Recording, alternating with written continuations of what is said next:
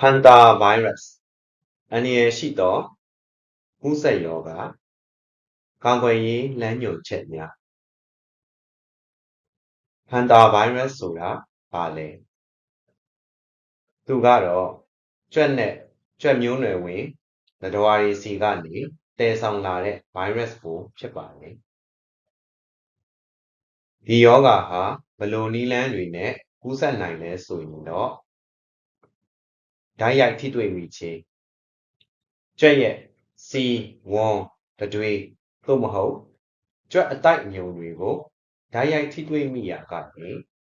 ကူးစက်နိုင်ပါတယ်လေမတဆင့်ကူးစက်ခြင်းဗိုင်းရပ်စ်ကိုပါဝင်နေတဲ့လေထုသို့မဟုတ်ချက်ချွေးတွေကြောင့်ဖြစ်ပေါ်လာတဲ့ဖုံမုတ်တွေကိုရှုမိခြင်းကနေလည်းကူးစက်နိုင်ပါတယ်စားသုံးမိခြင်းချက်တွေကြောင့်ညဉ့်ညမ်းနေတဲ့အစားအစာနဲ့ရေတွေကိုမတော်တဆစားသုံးမိရာကနေလည်းကူးစက်တတ်ပါတယ်အကယ်၍ကူးစက်ခံရပါကပြသလေးရှိတဲ့ယောဂလက္ခဏာတွေကတော့ဖျားခြင်း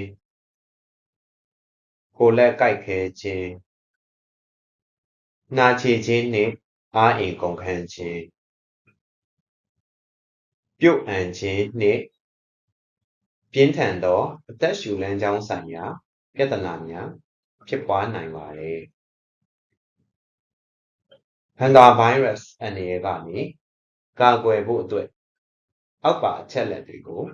လိုက်နာပေးကြပါ1တန်ရှင်းရေးလုပ်ပါကြွက်တွေလှုပ်ရှားမှုရှိတဲ့နေရာတွေကို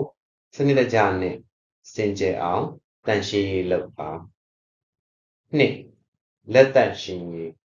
တန်ရှင်းရေးလုပ်ပြီးတဲ့အခါတိုင်းတင့်လက်ကိုစက်ပြာနဲ့ရေဖြင့်တေချာစွာဆေးကြော3အစားအသောက်ပေးကင်းရေးကြွက်တွေမဝင်ရောက်နိုင်အောင်အစားအသောက်ကိုလုံခြုံစွာဖုံးအုပ်ပြီးတူလောင်သိမ်းဆည်းပါ4ကာကွယ်ခြင်းကြွက်အတိုက်အမြုံတွေကိုတန်ရှင်းရေးလုပ်တဲ့အခါလက်အိတ်နဲ့နှာခေါင်းစည်း mask တွေကိုမပြတ်မကွက်ဝတ်ဆင်ပါကျေးဇူးတင်ပါတယ်ခင်ဗျာ